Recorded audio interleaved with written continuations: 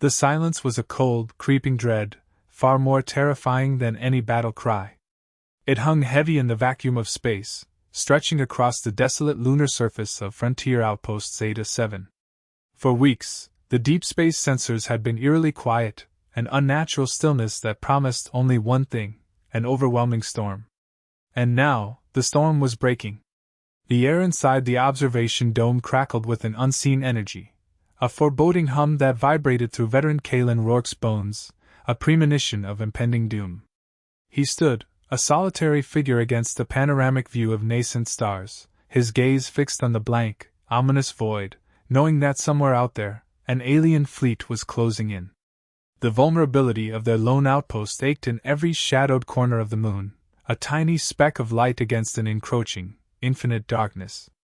Sergeant Kalen Rourke was a man sculpted by 1,000 skirmishes, his face a road map of duty and stoicism. His dark, close-cropped hair framed eyes that had seen too much, yet still held an unyielding spark of resolve. A veteran of countless human-alien conflicts, Kalen's reputation preceded him. Unwavering, unflappable, he was the bedrock upon which his unit stood. He commanded a small, diverse contingent of the Colonial Defense Force, a motley crew of humans and minor alien species, all dedicated to the thankless task of safeguarding this remote corner of charted space. Yet, it wasn't the safety of his soldiers that weighed heaviest on his heart and soul tonight. It was the civilians, particularly the orphaned alien children, sheltered deep within the outpost's rocky core, their innocent chattering a stark contrast to the tightening knot of fear in his gut. They were the true treasures of this desolate moon, the fragile symbols of hope he swore to protect. Suddenly, the long-range scanner shrieked, a high-pitched wail that tore through the oppressive silence like a physical blow. The holographic display in the command center flared to life, painting the void with a sickening multitude of crimson contacts. Vaxian Empire! A technician's voice, barely a whisper of horror, cut through the sudden cacophony. Kalen's jaw tightened. The Vaxian Empire. Their name alone invoked a chill, conjuring images of brutal efficiency and a zero-tolerance policy for any species that dared to resist their dominion. Their fleets were legendary, their tactics ruthless. This outpost, with its token defenses and skeleton crew, was not merely outmatched, it was utterly and hopelessly doomed. The sheer, overwhelming scale of the Vaxian war fleet blossomed across the screen, a chilling tapestry of destruction unfolding before their eyes. Each blip represented a vessel of war, each one capable of reducing Zeta 7 to stellar dust.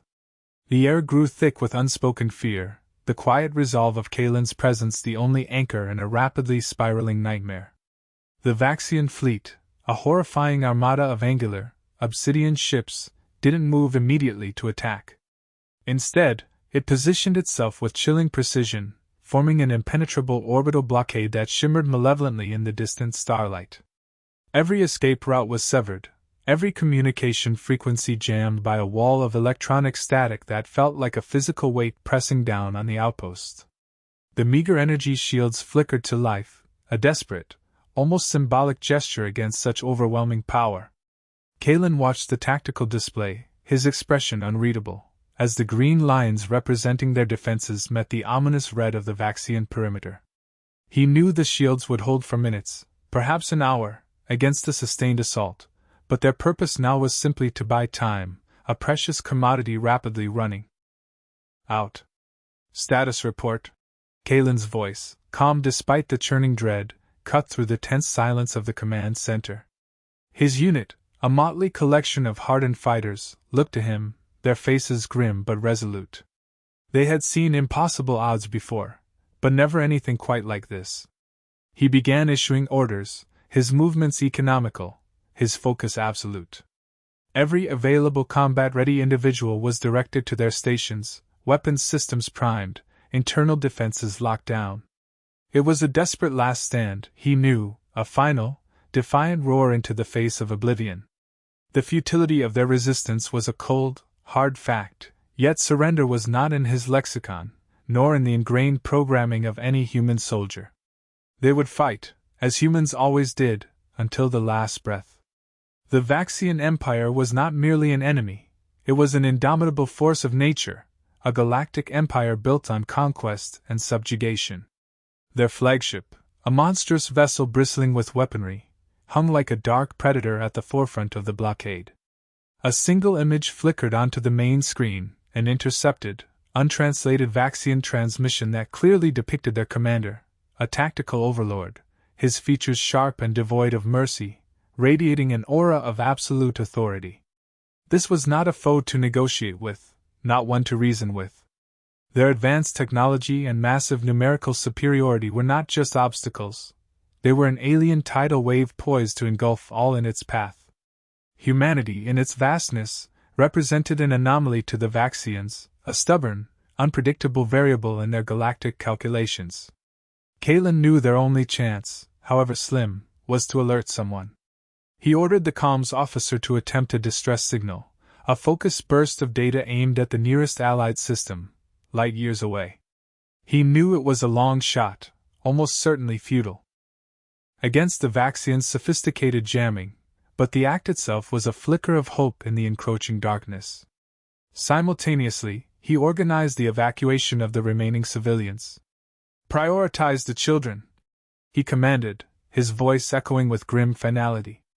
"Get them to the deepest sector, Shelter Alpha 7. Double the guard."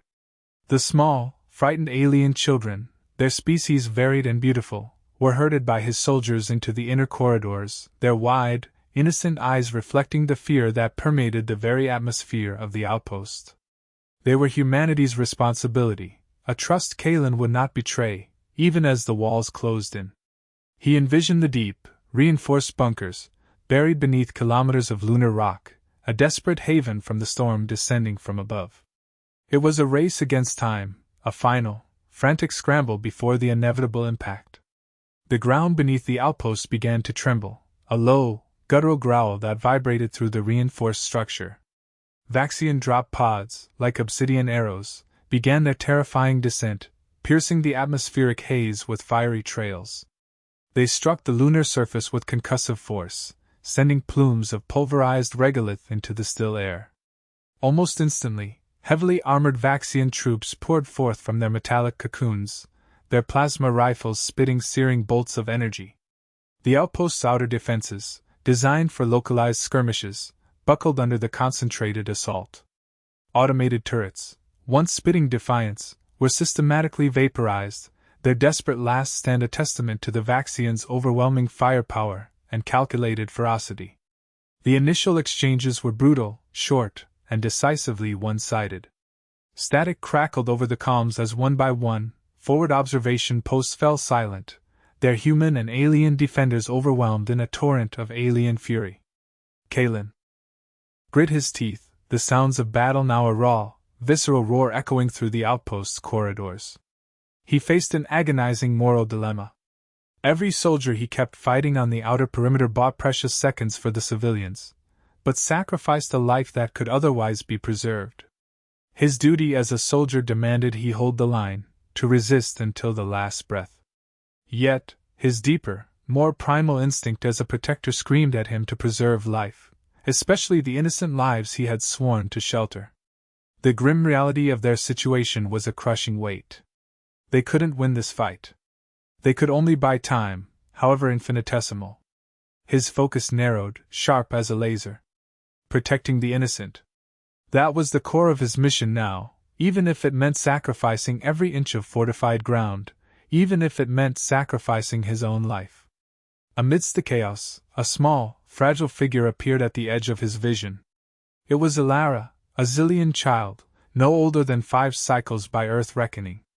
Her species, known for their shimmering, iridescent skin and delicate antennae, possessed large, expressive eyes that were currently wide with a terror that mirrored Kalen's own grim certainty.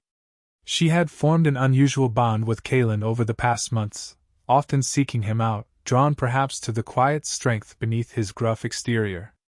She clung to a tattered, hand-stitched doll, its single eye staring blankly into the unfolding horror. Elara represented everything Kalen was fighting for. Her innocent, trusting gaze was a stark reminder of the fragile beauty that lay beneath the surface of this harsh, war-torn galaxy, the pure, untainted spark of childhood that he was willing to burn down the universe to protect. The Vaxians had breached the first bulkhead, their heavy footsteps reverberating through the floor plates, a chilling march towards the civilian shelters. The time for deliberation was over. He had to consolidate, to draw his forces back, to make their last stand at the very threshold of the sanctuary. The image of Alara's terrified face solidified his resolve, hardening his will into an unyielding shield. The Vaxians had breached the first bulkhead, their heavy footsteps reverberating through the floor plates, a chilling march towards the civilian shelters. The time for deliberation was over. He had to consolidate, to draw his forces back, to make their last stand at the very threshold of the sanctuary. The image of Alara's terrified face solidified his resolve, hardening his will into an unyielding shield. "Fall back! Fall back to Alpha 7! Kalen roared, his voice cutting through the din of blaster fire and collapsing metal. His unit, battered and bleeding, disengaged from the furious melee at the outer perimeter. Corporeal Thorn, a burly human with a missing cybernetic arm, laid down suppressive fire while Ensign Lyra, a nimble, multi-limbed Xylosian, dragged a wounded comrade clear of a crumbling barricade. They moved with desperate speed, the instinct for survival overriding exhaustion. Grenades exploded behind them, tearing apart the corridors they had just abandoned, each blast a concussive punctuation mark on their retreat. The air grew thick with acrid smoke and the metallic tang of alien blood, a gruesome symphony of war. 2 more of Kalen's soldiers didn't make it, their last cries swallowed by the monstrous roar of the Vaxian advance. Kalen didn't allow himself to mourn. There would be time for that later, if there was a later. He focused on the present, on the burning need to get his remaining people, and more importantly, the innocents, safely behind the reinforced doors of Shelter Alpha 7. Finally, they reached the entrance to the civilian shelters, a massive blast door made of layered durasteel and ceramite, already humming with the power of its internal locking mechanisms. Thorn, despite his injuries, managed to weld a final, makeshift barricade across the entryway, using a portable cutting torch with practiced efficiency. Lyra and the remaining soldiers positioned themselves, weapons at the ready, grim determination etched on their faces. The thick door rumbled shut with a resounding thud, sealing them inside, a temporary reprieve from the storm raging directly outside. The sounds of battle outside the shelter were a constant, terrifying symphony, the rhythmic thud of Vaxian boots, the hissing crackle of plasma fire, the groaning protest of the outpost structure as it was systematically dismantled. It was a visceral reminder of their precarious situation, a relentless countdown to their inevitable discovery. They were trapped, hunted, but not yet beaten. As Kalen checked the integrity of the shelter's defenses, his movements precise and efficient despite the tremors of battle, a small, soft tug on his combat trousers interrupted his grim task. He looked down into the wide, expectant eyes of Alara, the Xilian child. In her delicate, 3-fingered hand she held a small, crudely drawn picture. It depicted a stick figure in heavy armor, unmistakably Kalen, holding hands with a smaller, shimmering figure with antennae. A sun, a childish scrawl of yellow, shone above them. No words were needed. It was a simple, profound gesture of trust and affection, a silent offering in the maelstrom of destruction. Kalen felt a warmth spread through his chest, a flicker of light in the deepening gloom.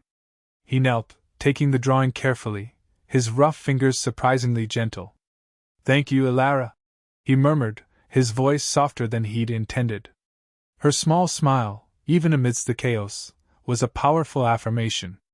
This fragile, innocent life, and all the others like her, were why he fought. This was his purpose. His resolve, already tempered by years of war, hardened further, becoming an unyielding pillar against the encroaching darkness. Then, a sudden, piercing blast of static sliced through the relentless cacophony of war. It was followed by a voice, cold, metallic, and perfectly translated into every known galactic tongue, including flawless Terran Common. It boomed not only through the shelter's internal comms but seemingly resonated through the very walls of the outpost itself. "Attention, inhabitants of Outpost Zeta 7. This is Tactical Overlord Kaeralix of the Vaxian Imperial Fleet. Your resistance is illogical. Your defenses are compromised. Your forces are annihilated. We demand unconditional surrender.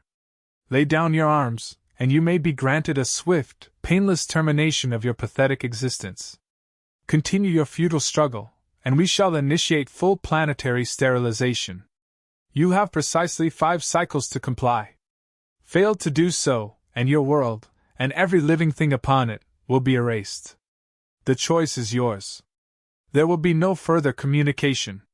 The message hung in the air, a chilling pronouncement of doom, its tone utterly devoid of emotion, a cold, calculating threat that left no room for negotiation, no sliver of hope. The silence that followed was even more terrifying than the previous battle sounds, a pregnant pause before the true storm. The chilling pronouncement of doom, utterly devoid of emotion, a cold, calculating threat that left no room for negotiation, no sliver of hope, was met with a grim, defiant silence from Kalen. There would be no surrender. He ignored the Vaxian ultimatum completely, letting the metallic voice fade into the background noise of their impending demise. His gaze swept over the weary faces of his remaining soldiers, a silent acknowledgement of their shared fate.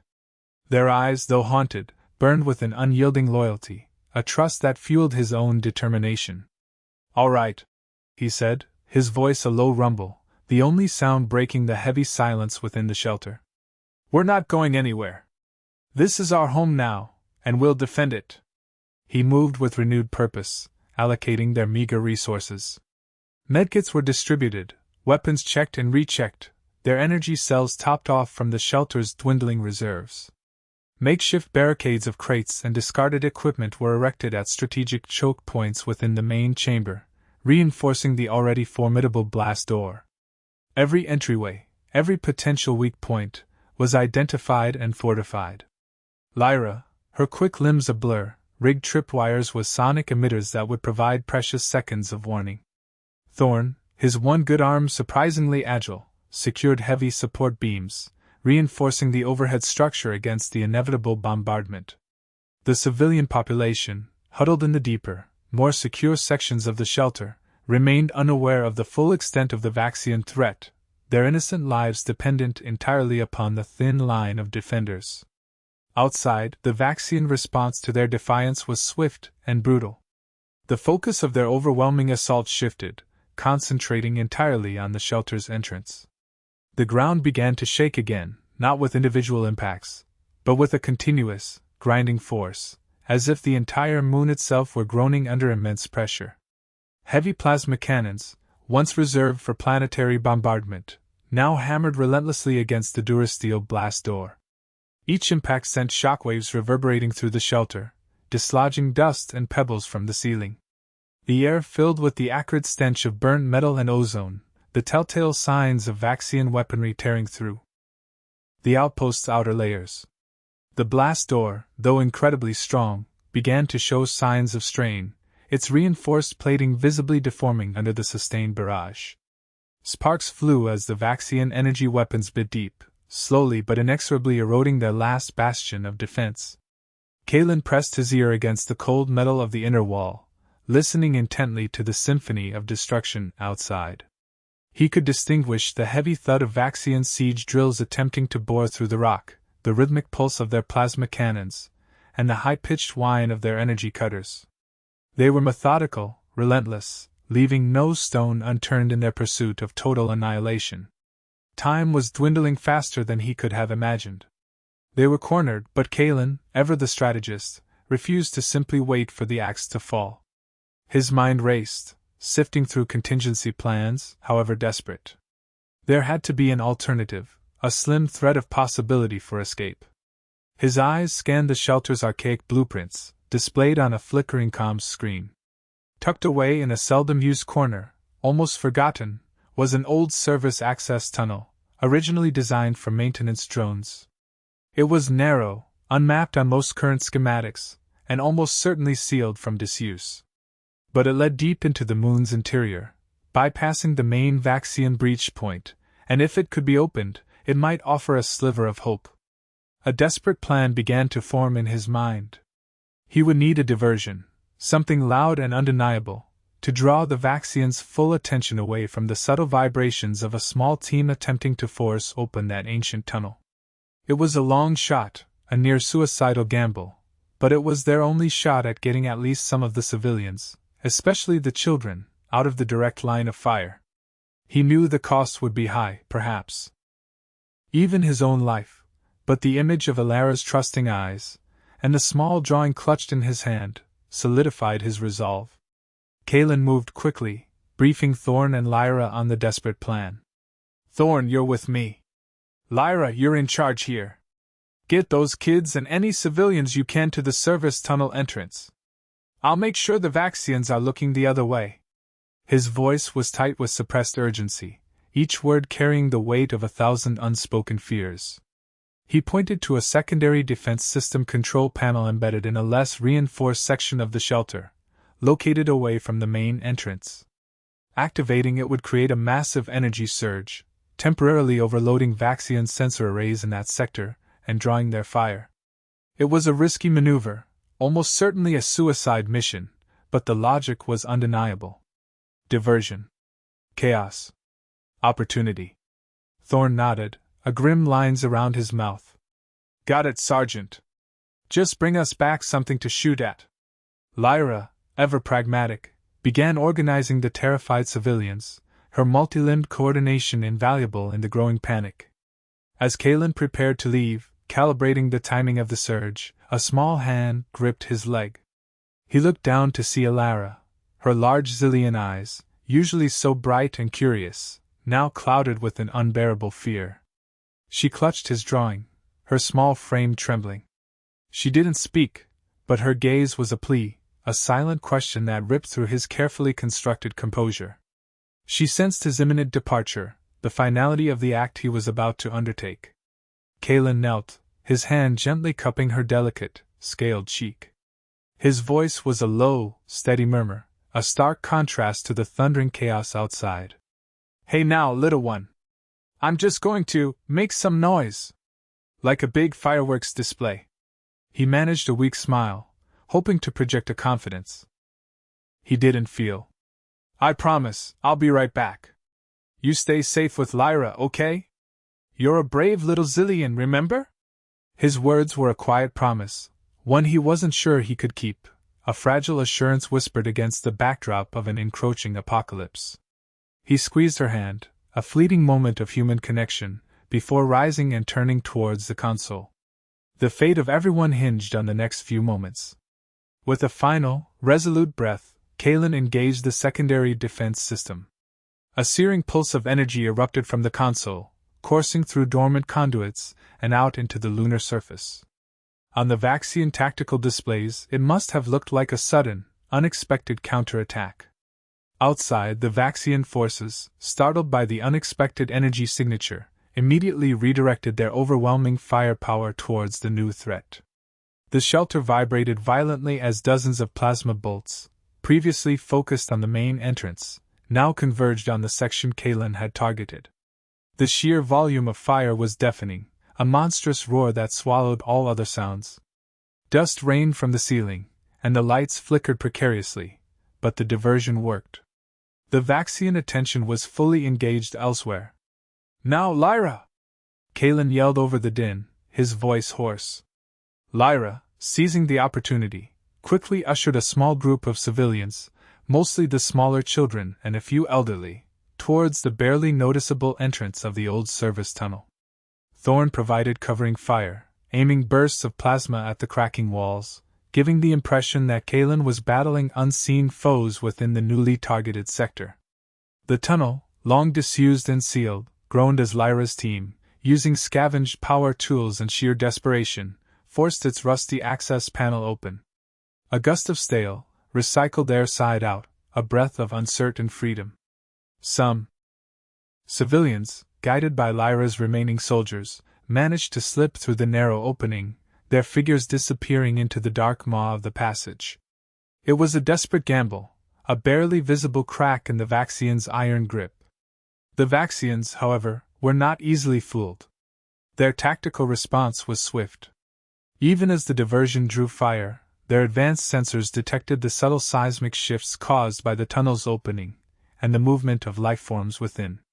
A new wave of Vaxian units swiftly began to reposition, moving to cut off the escape route, their targeting systems locking onto the fleeing figures. The window of opportunity was closing, perhaps already closed. The Vaxians, however, were not easily fooled. Their tactical response was swift. Even as the diversion drew fire, their advanced sensors detected the subtle seismic shifts caused by the tunnel's opening and the movement of lifeforms within. A new wave of Vaxian units swiftly began to reposition, moving to cut off the escape route, their targeting systems locking onto the fleeing figures. The window of opportunity was closing, perhaps already closed. Kalen knew he had to get back to the main shelter entrance. The diversion, though successful in drawing fire, had left him exposed and vulnerable. He fought his way through the rubble and dust, the sounds of battle escalating around him. His arm screamed in protest from a shrapnel wound, a burning agony that threatened to overwhelm him, but he pushed past it, fueled by a primal need to protect. Each step was a struggle, his vision blurring from the concussive force of nearby Vaxian blasts. He saw Thorn laying down suppression fire, his face a mask of grim determination, holding off a small but relentless Vaxian squad attempting to flank the main entrance. Lyra, meanwhile, was frantically trying to seal the service tunnel, desperate to protect the few who had already made it through. As Kalen stumbled back into the main chamber, the sight that greeted him sent a cold dread through his core. The primary outer barricade, the very last line of defense before the civilian sector, had ruptured. Vaxian stormtroopers, their armor gleaming menacingly, were pouring through the breach, their plasma rifles spitting deadly arcs of energy. But it wasn't just the ground troops that had broken through. Standing amidst the chaos, a towering figure in ornate, obsidian armor, radiating an aura of chilling authority, was directing the assault. It was the tactical overlord Kaoralix himself. His features, now visible up close, were sharp, predatory, and utterly devoid of mercy. His presence amplified the sense of dread and hopelessness that permeated the air, a physical manifestation of their inevitable defeat. This was the end. The Overlord surveyed the scene with cold, calculating eyes, his gaze sweeping over the huddled civilians, the terrified alien children, and the defiant, yet clearly outnumbered, human soldiers. He uttered a command in his guttural Vaxian tongue, and the stormtroopers advanced with renewed fervor, their weapons arcing with blinding intensity. Kalen's blood ran cold. The Vaxians weren't aiming for the soldiers. Their targets were the clustered forms of Alara and the other alien children, who were exposed and trembling in the center of the chamber, directly in the line of fire. Their wide, innocent eyes reflected the terrifying arcs of plasma, utterly defenseless against the onslaught. A single, silent scream tore through Kalen's mind. This couldn't be happening. He had to stop this. He had to save them, no matter the cost. His body, battered and bruised, moved without conscious thought, propelled solely by an instinct far older than any military training or strategic calculation. The Vaxian stormtroopers, under the direct command of the tactical overlord Kaoralix, began charging their energy weapons, their muzzles glowing with an ominous, building intensity. The air crackled with the raw power accumulating, a palpable force ready to unleash devastation. Kalen's eyes, burning with a fierce, protective fire, locked onto the charging weapons, then darted to the terrified faces of Alara and the other children, huddled together, small and utterly defenseless. He saw the cold, calculated intent in the Vaxian advance, the undeniable trajectory of the impending blast. Time seemed to warp, stretching into an agonizing crawl, every microsecond expanding into an eternity. He had no time for strategic thought, no moment for complex decision-making. There was only the primal, overwhelming surge of instinct. He had to act. Now. Without a flicker of hesitation, without a second thought for his own battered body or the grievous wounds already slowing him, Kalen lunged. His movement was a desperate, unthinking surge, a pure manifestation of self-sacrifice. He threw himself forward, his body twisting, positioning himself directly between the charging Vaxian weaponry and the cowering children. His broad back, already scarred by countless battles, became an improvised shield. He landed heavily, his arms instinctively wrapping around Alara and another small, trembling Xilian child, pulling them close, pressing their fragile forms against his chest. Several other children, caught in the terrifying vortex of the moment, were partially shielded by his sudden act, their small bodies tucked beneath his protectively bent frame. He used every ounce of his remaining strength, every fiber of his being, to create a living barrier, absorbing the impact that was surely coming. His only thought was for the impossibly fragile lives behind him, his own existence fading into irrelevance in the face of their imminent destruction. The devastating energy blast, a concussive wave of pure heat and force, slammed into Kalen's back with a sickening impact. It felt like being struck by a collapsing star, an inferno of pain erupting across his shoulders and spine. A raw, guttural cry, more animal than human, tore from his throat, swallowed almost immediately by the overwhelming roar of the weapon's discharge. His body, already screaming in protest, seized under the immense trauma. He collapsed utterly, his limbs giving way, but his protective embrace around Alara and the other children remained locked, a final, unyielding act of defiance. The force of the blast knocked the wind from his lungs, leaving him gasping for air that wouldn't come. His world dissolved into a cacophony of ringing silence and blinding white pain, then darkness began to creep in around the edges of his vision. Yet, despite the catastrophic impact, the children beneath him were spared the direct, annihilating force of the blast. The energy had been diffused, absorbed, and fragmented by Kalen's body, its destructive power significantly diminished. They were still terrified, still shaking, but physically unharmed by the immediate impact.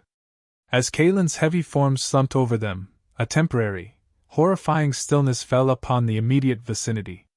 The Vaxian advance, a relentless tide of armored might and unthinking purpose, momentarily halted. The stormtroopers, conditioned for swift and brutal conquest, paused, their weapon muzzles lowering almost imperceptibly. Their cold, unfeeling optical sensors registered the anomaly, the unexpected deviation from expected combat behavior. The human had, against all logic, thrown himself into the path of certain death to protect alien children, sacrificing himself instantly and completely. It was an act so profoundly illogical, so utterly alien to their Vaxian tactical protocols and understanding of warfare, that it caused a collective, almost imperceptible hesitation. Surprise, a rare and unwelcome emotion for the ruthlessly efficient Vaxian Empire, rippled through their ranks. Even the tactical overlord Kaoralix, his expression usually a mask of stoic cruelty, visibly stiffened, his head tilting slightly as he processed the inexplicable act he had just witnessed.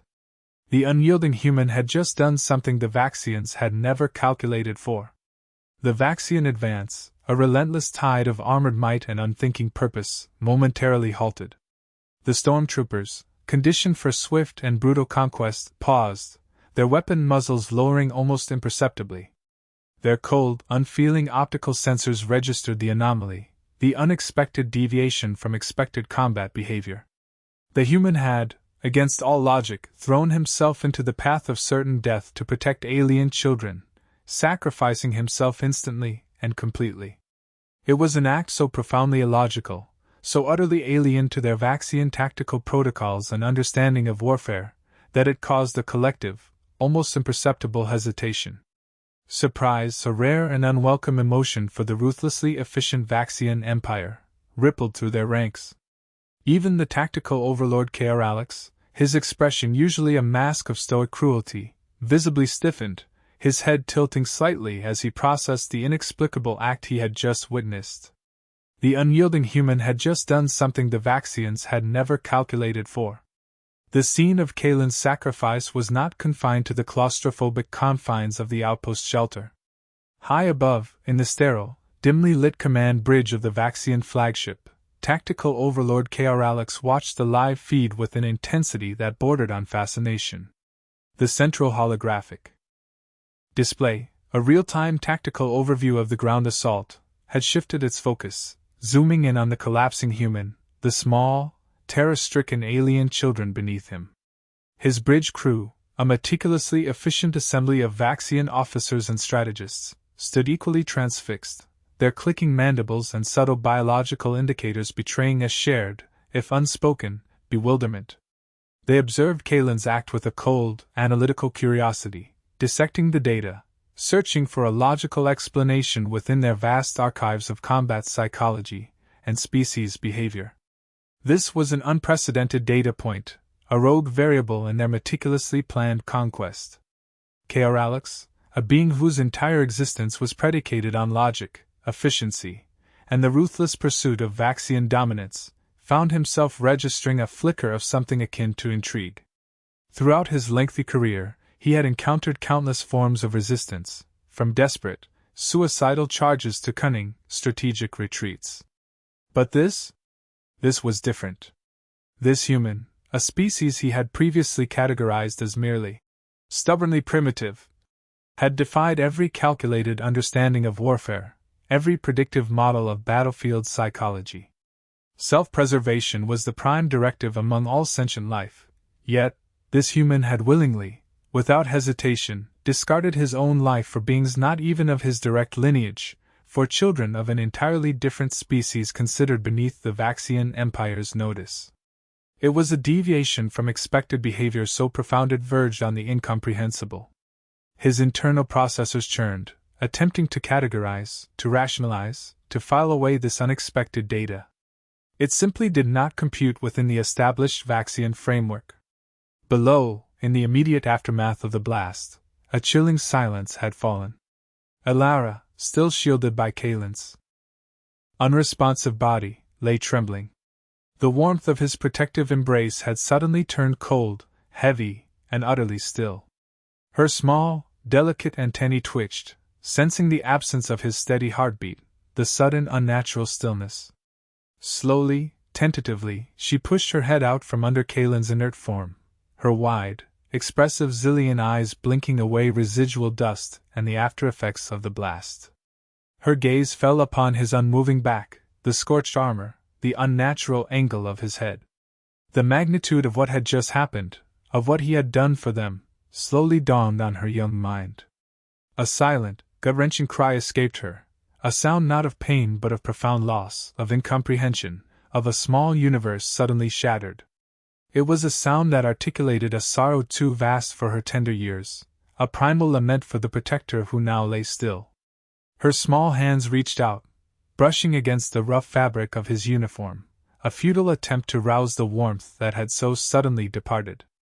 Tears welled in her eyes, not just for the terror of the attack, but for the unfathomable sacrifice she had just witnessed, a selfless act that she knew, even then, would forever imprint itself upon her very soul. A shift, subtle yet profound, rippled through the cold, calculated efficiency of the Vaxian command structure.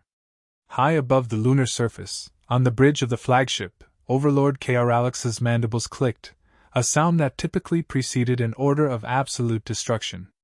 But this time, the words that sliced through the tense silence were entirely unexpected, a deviation that baffled even his most seasoned officers. Cease fire on the civilians. Secure the human. Analyze. The commands echoed across the fleet's internal comms, then filtered down to the ground teams in the beleaguered outpost. The direct assault on the cowering children, the very target of the preceding energy blast, abruptly halted. It was a bizarre, almost surreal turn of events, a sudden, inexplicable reprieve in the face of imminent annihilation. The Vaxian ground troops, metallic giants steeped in the doctrine of relentless assault, paused mid-stride. Their optical sensors, designed for targeting and elimination, flickered with what could only be described as confusion. Their programming dictated immediate, unyielding conquest, yet the Overlord's directive regarding the unarmed innocents was a direct contradiction. They held their positions, weapons lowered, momentarily unsure how to process this unprecedented command. The metallic whine of their plasma rifles powering down was a sound almost as alien as the human self-sacrifice, a signal of hesitation in a force known only for its unwavering advance. Their internal communication channels buzzed with queries, seeking clarification, but no further instructions were given, only the unwavering repetition of Kaoralix's initial command. The silence that followed was heavy, charged not with fear, but with an almost palpable bewilderment from the Vaxian ranks. Below, in the smoke-filled chamber, amidst the rubble and the lingering acrid smell of burned metal, the Vaxian medics, typically relegated to ensuring the combat readiness of their own species, now moved with an uncharacteristic caution. Under the precise, unwavering orders of the Overlord, they cautiously approached Kalen's still form, their multi-jointed limbs moving with a strange, deliberate gentleness. He lay crumpled, a silent testament to his impossible act, his body radiating a faint, residual heat from the blast. His armor was scorched and fused to his skin in places, and a gaping wound marred his back where the full force of the energy impact had struck. He was grievously wounded, his breathing shallow and ragged, each inhale a painful struggle. Blood, a dark, viscous pool, spread slowly beneath him, staining the gray dust of the shelter floor. Yet, despite the catastrophic injuries, a faint, almost imperceptible blip registered on the Vaxian medical scanners. Life signs. Still present, albeit barely. His heart, stubbornly human, still beat a weak, erratic rhythm. The Vaxian medic, a specialized unit with advanced bioscanners, confirmed the astonishing data. The human was alive. Barely. The blast, intended to be lethal, had been partially absorbed, diffused, and redirected by his dense musculature and the sheer force of his protective posture. The direct impact had been devastating, but not immediately fatal. The Overlord's command to analyze had taken on a new, unexpected imperative. This was no longer merely a tactical anomaly. It was a living, breathing subject of profound intrigue. The medics, trained for empirical data collection, began their immediate assessment, carefully detaching his fused armor plates, their instruments humming with precise, diagnostic energy. Kaoralix, watching the live feed from his bridge, felt a new, unfamiliar sensation twist in his core. It was not curiosity, not anger, but something deeper, something that bordered on respect. The human, against all Vaxian logic, refused to be easily categorized or easily extinguished. The Overlord's internal processors whirred, analyzing the unexpected data point Kalen represented. On the flagship's bridge, Kaoralix accessed vast Vaxian archives, scrolling through countless records of conquered species, their psychological profiles, their combat responses. He reviewed data on human empathy and self-sacrifice, concepts that were profoundly alien to their militaristic, highly efficient culture. The Vaxians operated on pure logic, on calculations of resource allocation and strategic advantage. Individual life was secondary to the collective, and emotion was often viewed as a weakness, an irrational variable in the pursuit of dominance. Kalen's act, this utterly illogical self-immolation for a non-human, for children, for the vulnerable, challenged their fundamental understanding of intelligent life, of what drove species to survive and thrive. It was a paradox that rattled the very foundations of Vaxian philosophy. He replayed the footage, watching the human soldier throw himself forward, the blast impacting, the subsequent collapse. He saw the faint life signs, the stubborn refusal to die. This human's bizarre defiance of self-preservation was not merely an anomaly. It was a living, breathing question mark etched into the Vaxian understanding of the universe.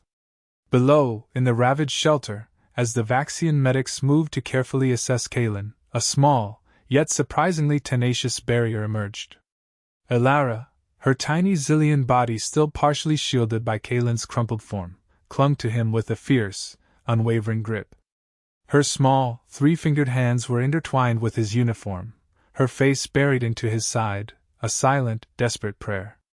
The medics, attempting to gently lift Kalen, found their efforts impeded by the small alien child. She resisted their attempts to separate her from him, her small form surprisingly rigid, her delicate antennae flattening in defiance. Her small, fragile body, trembling with fear and an inexplicable loyalty, stood as a surprising testament to the bond she had formed with the wounded human, mirroring Kalen's own protective instincts.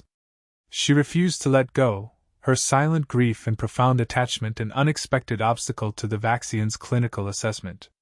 The Vaxian soldiers, under the specific orders from the Overlord to secure the human, and not to harm the civilians, found themselves in an unprecedented predicament. Conditioned for absolute obedience and unyielding force, they were now confronted with a situation that called for a level of restraint and gentleness entirely foreign to their training. They attempted to coax Solara away from Kalen, their metallic voices surprisingly soft, their multi-jointed limbs moving with cautious slowness. They did not use force, did not attempt to pry her away. One medic even offered a small, glowing data pad, perhaps a toy in Vaxian terms, in an attempt to distract her. The restraint was astonishing, a stark contrast to their previous brutality, a testament to K.R. Alex's absolute authority and the perplexing nature of Kalen's act. It was as if the human sacrifice had momentarily disarmed not just their weapons, but their very core programming. This small, alien child, imbued with a loyalty that mirrored the human's own, was now unwittingly holding the line against the formidable Vaxian Empire, her silent resistance an unexpected echo of Kalen's defiance. The Vaxians, ever the pragmatists, simply could not calculate a logical response to such pure, unadulterated devotion. They paused, their advanced instruments hovering, their collective focus now subtly shifted from conquest to comprehension. The Vaxians, ever the pragmatists, simply could not calculate a logical response to such pure, unadulterated devotion. They paused, their advanced instruments hovering, their collective focus now subtly shifted from conquest to comprehension. On the flagship, viewing the persistent image of the small Xilian child clinging to the grievously wounded human, Overlord K.R. Alex issued another command, his voice devoid of its usual metallic sharpness, bordering on something almost considering. Open a direct, secure channel to the human outpost's remaining survivors. Do not demand surrender. Request information. Regarding the human, Rourke. His actions. The calm officer, a multi-eyed Vaxian with an intricate understanding of galactic languages, hesitated for a fraction of a second, processing the sheer anomaly of the order. Never in Vaxian history had an overlord initiated dialogue with a defeated, inferior species without first asserting absolute dominance. Yet the command stood. A dedicated frequency, usually reserved for interfleet communications, cut through the jamming field, a focused beam of data directed solely at the remnants of Outpost Zeta 7. A few clicks, a burst of static, and then a human voice, reedy but resolute, answered. It was Lieutenant Anya Sharma, Kalen's second-in-command, her face grim but her eyes still holding a spark of defiance. This is Lieutenant Sharma, Colonial Defense Force, Outpost Zeta 7. State your intentions, Vaxian. Her words were clipped, wary, expecting the usual demands for unconditional surrender. K.R. Alex himself responded, his voice still modulated and translated, but lacking its previous, chilling certainty. Lieutenant Sharma. We wish to understand the actions of your Sergeant Rourke. His sacrifice. Explain. Anya, surprised by the unexpected query, paused. She glanced at the medical team still struggling to separate Alara from Kalen, the image a powerful, unspoken narrative. Sergeant Rourke. She began, her voice gaining strength. Is a human soldier. He believes in protecting all life, especially the innocent. It's a core human value, Overlord. We protect those who cannot protect themselves. He chose to shield that child, those children, because it was the right thing to do. His own species, another species, it doesn't matter. They were vulnerable, and he could act. So he did. Without hesitation. She articulated Kalen's unwavering commitment, trying to convey a philosophy utterly alien to Vaxian. Understanding, a concept that transcended mere tactical advantage or genetic imperative. She spoke of empathy, of compassion, of a selfless love for life that defied logic and reason, yet was foundational to her species. The Overlord listened, his internal processors working overtime, struggling to reconcile this profound explanation with his empire's brutal doctrines.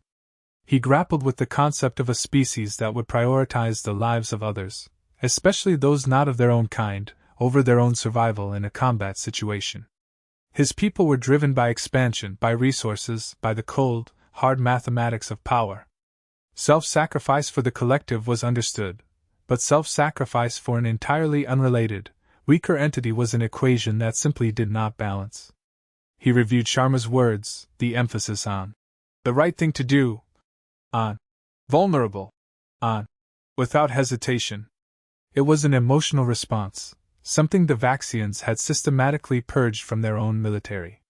Yet this emotional response had just saved a group of alien children and, inadvertently, given the Overlord a profound, unsettling pause. The human's act was not one of weakness, as Vaxian logic would dictate. It was, impossibly, an act of immense strength, a defiance of their very understanding of life and war.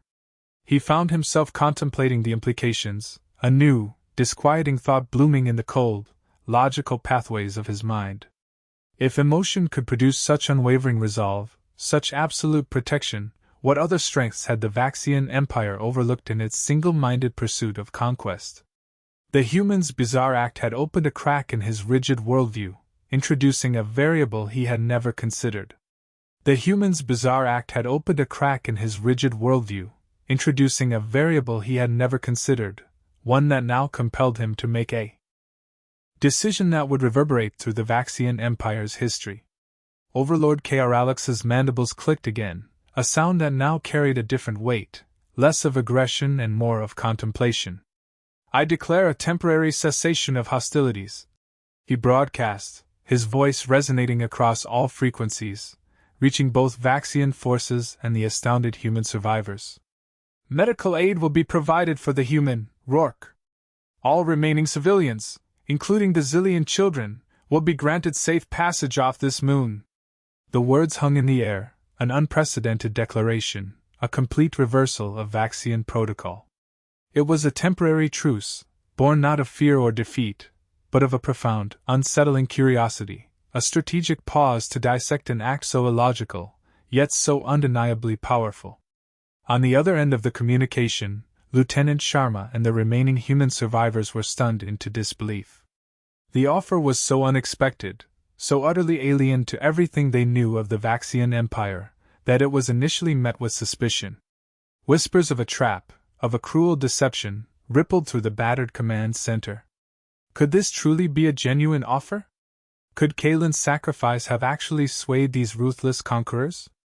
But as the Vaxian medical teams, now moving with an almost deferential caution, began to tend to Kalen, and as their advanced scanners confirmed he was indeed still clinging to life, a fragile hope began to unfurl.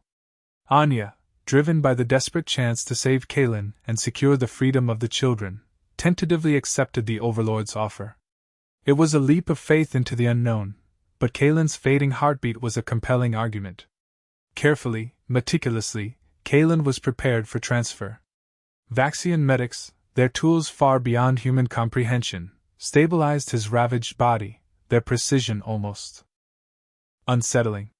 As they moved to transport him to the flagship, Alara, who had finally been gently separated from his unconscious form, insisted on accompanying him. Her small, shimmering body pressed against the gurney, her large eyes fixed on Kalen's pale face. Another unusual event unfolded. The Vaxians, who moments before had been annihilators, did not object. They did not physically restrain her.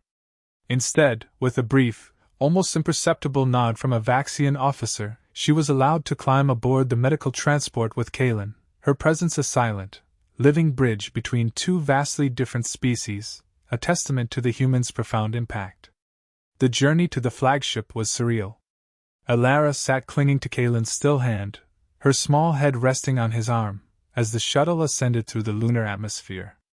The Vaxian flagship, a vessel of unimaginable military might, was now not a harbinger of destruction, but a temporary sanctuary. Kalen, the human soldier who had defied Vaxian logic, was now a prisoner, yes, but also a patient. His survival, his recovery, had become a matter of intense Vaxian interest, a biological puzzle they were determined to solve. Alara, the small Zillion child, remained his constant, silent guardian, her unwavering devotion mirroring the act that had brought them to this impossible place.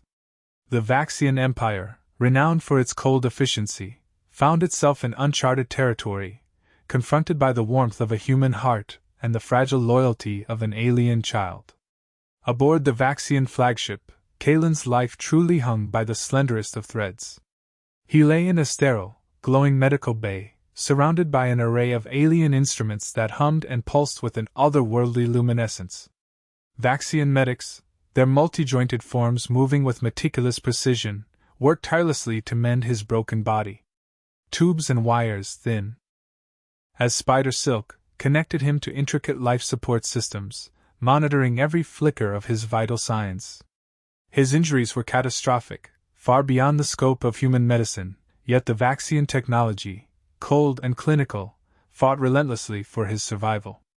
Alara remained his steadfast shadow, a small, shimmering sentinel by his bedside. The Vaxians, ever observant, had installed a smaller, scaled-down medical couch for her beside Kalen's, equipped with nutrient paste dispensers and a soft, ambient light specifically tuned to Zillian biology. She would not leave his side, her large, expressive eyes fixed on his unmoving form, tracing the faint rise and fall of his chest. Her small hand, still clutching the faded drawing of Kalen and her, often reached out to gently touch his uninjured arm, a silent testament to the profound bond that transcended species, language, and the brutal realities of war. She ate only when coaxed, slept fitfully, always waking to ensure his continued, fragile existence. The silence of the medical bay was broken one cycle by a soft, almost imperceptible hiss as the main door slid open. Tactical Overlord Kaeralix entered, his imposing form commanding the space, yet his usual aura of cold authority was tempered by a subtle air of introspection. He walked towards Kalen's bed, his heavy, metallic footsteps strangely muted. Alara, sensing his approach, looked up, her antennae quivering, a flicker of apprehension in her eyes. Kaeralix paused, observing the injured human, a species he had once dismissed as primitive, now a complex puzzle before him. His gaze then shifted to Alara, the tiny Zillian child, whose unwavering devotion was an equally perplexing phenomenon. It was an image that resonated deeply within his logical, yet now subtly perturbed, Vaxian mind. This human, defying all Vaxian logic, had protected this alien child at the cost of his own life. This child, in turn, defied all expectations by refusing to abandon her protector, even in the heart of the enemy fleet. Kaeralix stood in silence for a long moment, processing the scene. He extended a three-pronged digit, not towards Kalen, but towards the small drawing Alara held. His scanners, integrated into his very being, instantly analyzed the crude pigments, the simple shapes, the emotional intent. He understood the visual representation of protection, of affection. He saw not just a human and a Zillian, but a universal bond, a primal connection. Kalen's act had planted a seed of doubt in the Overlord's rigid, militaristic worldview. But Alara's constant, unwavering vigil, her simple, powerful love, was nurturing that seed. He began to understand, not intellectually but on a deeper, almost instinctual level, the profound strength inherent in Kalen's selflessness. It was not a weakness, as Vaxian doctrine had dictated. It was a force, a power capable of inspiring loyalty, of forging unbreakable bonds, of defying certain death. A new perspective, unsettling and revolutionary, began to solidify within the Overlord's consciousness. He had always seen the universe through the lens of Vaxian dominance, of conquest and subjugation, believing that their brutal efficiency was the ultimate form of strength. But watching Kalen, seeing Alara, he began to question the very foundations of the Vaxian Empire's rigid and brutal doctrines. There was a different kind of strength, he realized, one that was not rooted in firepower or strategic superiority, but in empathy, in connection, in the selfless act of protecting the vulnerable. He saw the potential for a different kind of power, a power to inspire, to unite, to create rather than simply destroy. The human, this one individual, had opened his eyes to a dimension of existence that the Vaxian Empire had systematically ignored, crushed, or simply never comprehended. He turned, the hum of the medical bay the only sound, and left as silently as he had arrived, his logical mind now wrestling with the illogical, yet undeniable, truth of a human heart. The fate of Kalen, of Alara, and perhaps even the Vaxian Empire itself, lay precariously balanced on this newfound, fragile understanding. The fate of Kalin, of Ilara, and perhaps even the Vaxian Empire itself, lay precariously balanced on this newfound, fragile understanding. It was a truth Kralix could no longer ignore, an anomaly that demanded not just analysis, but a fundamental reassessment of Vaxian ideology. Over the ensuing weeks, Kalin Rourke slowly, miraculously, began to recover. The advanced Vaxian medical technology, applied with a newfound devotion, coaxed his ravaged body back from the brink. His wounds, once thought fatal, knitted together though deep, angry scars would forever trace the outline of his extraordinary sacrifice. During his long, painful convalescence, Ilara remained his constant companion, her small hand often resting gently on his, her presence a balm to his healing spirit. The Overlord's daily visits continued, not as interrogations, but as silent observations, each day deepening his understanding of the bond between the human and the Xilian child. Kalin's actions, an insignificant blip in the vast galactic canvas of war and conquest, had inadvertently sparked a profound, seismic shift within the formidable Vaxian command structure. Kralix, once a ruthless enforcer of imperial will, found himself an unexpected advocate for change. He launched an exhaustive, deeply unpopular review of Vaxian conquest protocols, presenting Kalin's sacrifice and Ilara's unwavering devotion as irrefutable evidence of a strength the Empire had systematically undervalued: empathy, connection, and the fierce protective instinct for the innocent. He argued that true power lay not just in brute force, but in the capacity to inspire loyalty and respect across species lines. His once unquestioning high command initially resisted, adhering to centuries of Vaxian dogma, but Kralix, driven by a conviction he barely recognized, pushed forward, leveraging his absolute authority with a calculated fervor rarely seen. The implications rippled outwards, far beyond the confines of the flagship. The outpost, once marked for total annihilation, was not destroyed. Instead, under Kralix's direct orders, the remaining human and alien civilians, including Ilara's family and the other children, were granted safe passage off the moon. They were resettled on a neutral colony world, their lives spared, their futures unexpectedly restored. This act of unprecedented clemency, broadcast across Vaxian communication channels, sent shockwaves through the entire Empire, forcing a re-evaluation of their long-held doctrines of total subjugation. Some Vaxian factions saw it as weakness, a betrayal of their core principles, but others, witnessing the unyielding resolve it took for their overlord to challenge the status quo, began to see a different, perhaps stronger, path forward. Months later, Kalin, still bearing the physical marks of his ordeal but fully recovered, stood on the verdant plains of the neutral colony world, the gentle breeze rustling through the alien flora. Beside him, Ilara, now taller, her iridescent skin shimmering in the twin suns, held his hand, her grip familiar and comforting. The hand-drawn picture, now a treasured possession of Kalin's, depicting the armored human and the Xilian child, had become a symbol. Kalin's act hadn't saved the entire galaxy from the Vaxian Empire, that much was clear. But it had profoundly, irrevocably changed a powerful enemy, planting the seeds of doubt and empathy where only cold calculation had once resided. It had proven, unequivocally, that even in the darkest, most brutal conflicts, humanity's core values, courage, compassion, and the selfless protection of the vulnerable, could shine through, altering destiny in ways no weapon ever could. They stood, Kalin and Ilara, not as conqueror and conquered, but as living symbols of hope and interspecies understanding, a testament to the quiet, undeniable strength of a single, extraordinary human heart. Their story, once a desperate whisper of survival, now echoed as a powerful anthem of change, a beacon in the vast, complex tapestry of the cosmos.